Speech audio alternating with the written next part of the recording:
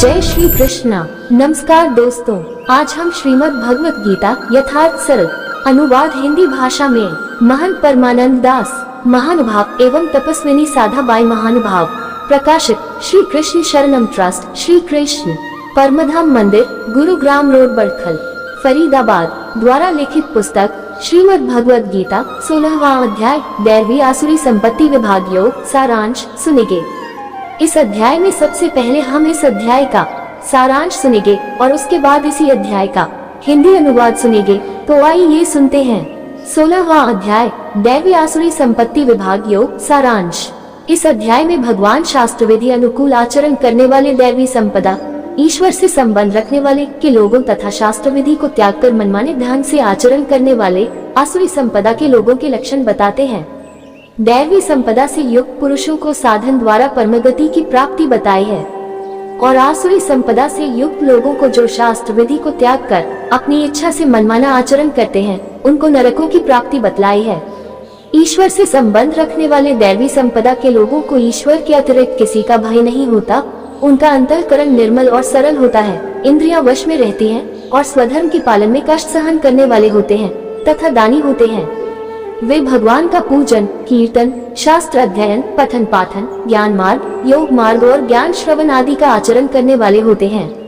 ऐसे दैवी संपदा वाले सत्य बोलते हैं, स्पष्ट बोलते हैं, हिंसा नहीं करते, निंदा नहीं करते, उनमें क्रोध और चंचलता का अभाव होता है, कोमलता होती है, हेतुरहित दया होती है, लज्जा होती है और धर्म में दृढ़ता होती है। उनमें किसी से भी शत्रुता या द्वेष का भाव नहीं होता, अपनी पूज्यता के अभिमान का अभाव होता है तथा वे तेज, क्षमा, धैर्य और बाहर और अंदर की शुद्धि जैसे लक्षणों से युक्त होते हैं। दूसरी ओर आसुरी संपदा को लेकर उत्पन्न हुए पुरुषों के दम, घमंड, अभिमान, क्रोध, कठोरता और अज्ञान मुख्य लक्षण हैं। दम उसे कहते हैं जब कोई अपने आप को किसी भी हेतु से दिखाओ धर्म पालन का, दानीपन का, ज्ञानी या महात्मा होने का, भक्ति आदि का या जिस जिस रूप में अपना काम सिद्ध होता हो उसका ढोंग करें। दर्प या घमंड उसे कहते हैं जिसके कारण मनुष्य दूसरों को तुच्छ समझकर उनकी अवहेलना करता है। ये घमंड विद्या, धन, परिवार, जाति, बल, ऐश्वर्य और अवस्था आदि के संबंध से मन में पैदा होता है। अभिमान वो है जिससे मनुष्य अपने आप को श्रेष्ठ, उत्तम, बड़ा या पूजनीय समझता है, मान बढ़ाई, प्रतिष्ठा और अपने पूजन आदि की इच्छा रखता है और इन सब के प्राप्त होने पर प्रसन्न होता है। क्रोध उसे कहते हैं जब किसी भी प्रकार की उत्तेजित वृत्ति से मनुष्य की बुद्धि मारी जाती है और उसे कर्तव्य का विवेक नहीं रहता। किसी के द्वारा अपना तिरस्कार, अपकार या निंदा होने पर, मन के प्रतिकूल कार्य होने पर, किसी से दुर्वचन सुनकर या किसी का न्याय देखकर इत्यादि किसी भी कारण से अंतःकरण में जो द्वेष युक्त उत्तेजना हो जाती है, जिसके कारण मनुष्य के मन में बदले की भावना या प्रतिहिंसा के भाव जागृत हो जाते हैं, उसी का नाम क्रोध है। कठोरता कोमलता के अत्यंत अभाव को कहते हैं। किसी को गाली देना, ताने मारना और किसी के प्रति क्षमाहीन, दयाहीन और क्रूरता के भाव रखना कठोरता का व्यवहार करना है।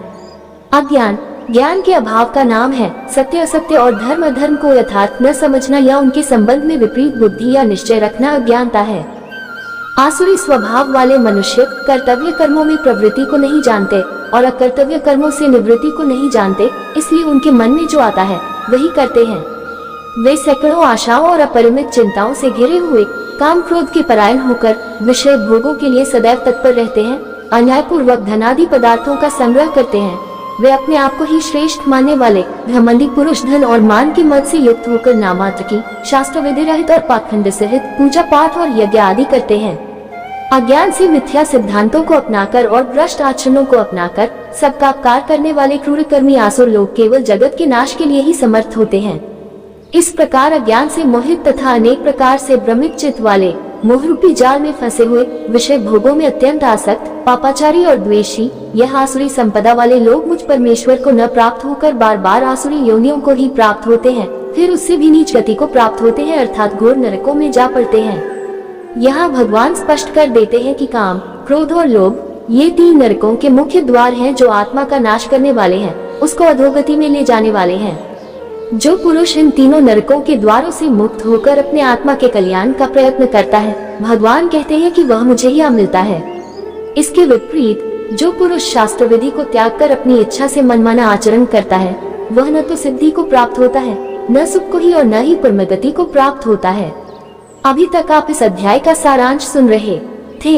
आइए अब इस अध्याय का हिंदी अनुवाद सुनते हैं। श्री कृष्ण भगवान बोले, हे भारत, अभय, अंतःकरण की शुद्धता, तत्व ज्ञान के लिए निरंतर परमेश्वर में दृढ़ स्थिति, दान, इंद्रियों का दमन, यज्ञ का अनुष्ठान, ब्रह्म विद्या का पठन पाठन, तपस्या, सरलता, अहिंसा, यथार्थ सत्य भाषण, अक्रोध, त्याग, शांति अर्थात चित्त की चंचलता का अभाव, निंदा चुगली न करना, सब भूतों पर स्वार्थ दया, इंद्रियों और उनके विषयों में आसक्ति का सर्वथा अभाव, कोमलता, ईश्वरीय आज्ञा के विरुद्ध आचरण में लज्जा, व्यर्थ की चेष्टाओं का सर्वथा अभाव, तेजस्विता, क्षमा, धैर्य, बाहर भीतर की शुद्धि, किसी भी प्राणी से द्रोह न करना और अपनी पूज्यता के अभिमान का अभाव, ये सभी लक्षण दैवी संपत्ति से उत्पन्न हुए मनुष्यों में होते हैं।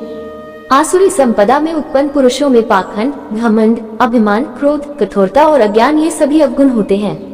दैवी संपदा बंधनों से मुक्त करने वाली और आसुरी संपदा बंधनों में डालने वाली होती है। हे अर्जुन, तुम तो दैवी संपदा से युक्त हो, इसलिए शोक मत करो। हे पार्थ, इस लोक में जन समुदाय दो प्रकार के हैं, एक दैवी और दूसरा आसुरी प्रकृति वाला। उनमें से दैवी प्रकृति का वर्णन विस्तार पूर्वक कहा गया है और अब तू आसुरी प्रकृति का वर्णन विस्तार पूर्वक मुझसे सुन। आसुरी स्वभाव वाले पुरुष कर्तव्य कर्म में प्रवृत्ति और अकर्तव्य कर्म में निवृत्ति, इन दोनों को नहीं जानते। उनमें पवित्रता, सदाचार और सत्य नहीं होता। ये सारा जगत निराधार है, असत्य है और यहाँ कोई परमेश्वर नहीं है। केवल स्त्री पुरुष के संबंध से ही यहाँ सब कुछ पैदा होता है, इसलिए केवल काम ही इसका कारण है, इसके सिवाय और कोई दूसरा कारण नहीं है। ऐसा आसुरी प्रकृति वाले मूल लोग कहते हैं। इस मिथ्या ज्ञान को अपनाने वाले, निष्ठात्मा, मंदमती, भयानक और क्रूर कर्म करने वाले, सबका अहित करने और चाहने वाले मनुष्य केवल जगत के नाश के लिए ही समर्थ होते हैं। वे दंभी, अभिमानी और मदांध मनुष्य कभी न तृप्त होने वाली कामनाओं का आश्रय लेकर मोह और अज्ञान से मिथ्या सिद्धांतों को अपनाकर भ्रष्ट आचरण करते हुए संसार में विचरते हैं। प्रलय काल तक समाप्त न होने वाली असंख्यात चिंताओं का आश्रय लेने वाले, विषय भोगों को भोगने में तत्पर रहने वाले, ये आसुरी लोग काम भोगों को ही श्रेष्ठ मानते हैं। सैकड़ों आशाओं के जाल में बंधे हुए ये आसुरी लोग काम क्रोध के परायण होकर विषय भोगों के लिए अन्याय से बहुत सा धन इकट्ठा करते हैं। मैंने आज ये प्राप्त कर लिया है और अब इस मनोरथ को भी शीघ्र प्राप्त कर लूंगा। इस समय मेरे पास इतना धन है और शीघ्र ही वह धन भी मेरे पास आ जाएगा। उस शत्रु को मैंने आज मार डाला है और उन दूसरे शत्रुओं को भी शीघ्र मार डालूंगा। मैं ही ईश्वर हूँ, मैं ही भोगी हूँ, मैं ही सभी सिद्धियों से युक्त हूँ, मैं ही बलवान हूँ तथा मैं ही सुखी हूँ, मैं ही बड़ा धनी और कुलीन हूँ। मेरे सदृश इस संसार में दूसरा कौन है? मैं यज्ञ करूंगा, दान करूंगा तथा मौज मस्ती करूंगा। इस प्रकार अज्ञान से मोहित हुए सभी लोग आसुरी स्वभाव वाले होते हैं। अनेक प्रकार से भ्रमित चित्त वाले, मोहरूपी जाल से घिरे हुए, विषय भोगों में अत्याधिक आसक्त आसुरी प्रकृति को धारण करने वाले मनुष्य महान अपवित्र नरकों में जा गिरते हैं। ऐसे अपने आप को ही श्रेष्ठ मानने वाले घमंडी पुरुष, धन और मान के मद से युक्त, ये आसुरी लोग शास्त्र विधि से रहित केवल नामात्र के यज्ञों द्वारा पाखंड पूर्वक यज्ञ करते हैं। अहंकार, बल, घमंड, काम और क्रोध आदि के परायण रहने वाले ये आसुरी लोग अपने और दूसरों के शरीर में स्थित मुझ अंतर्यामी परमेश्वर से द्वेष करते हैं। उन पापाचारी और मुझसे द्वेष करने वाले क्रूरकर्मी नराधमों को मैं संसार में बार बार आसुरी योनियों में ही गिराता हूँ। हे कुंती पुत्र, इस प्रकार वे मूल लोग मुझे प्राप्त न होकर प्रत्येक जन्म में आसुरी योनि को प्राप्त होते हैं, फिर उससे भी अति नीच गति को प्राप्त होते हैं अर्थात घोर नरकों में जा पड़ते हैं। काम, क्रोध तथा लोभ, ये तीनों नरक के द्वार आत्मा का नाश करने वाले हैं, अर्थात मनुष्य को अधोगति की ओर ले जाने वाले हैं। अतः इन तीनों का त्याग कर देना चाहिए। हे कौन्तेय, इन तीनों नरक के द्वारों से भली भांति मुक्त हुआ पुरुष ही अपनी आत्मा के कल्याण के लिए आचरण करता है, इसलिए वह मेरी परमगति को प्राप्त होता है। जो पुरुष इस शास्त्र विधि को त्याग कर मनमाने ध्यान से आचरण करता है, वह न तो सिद्धि, न सुख और न ही परमगति को प्राप्त होता है।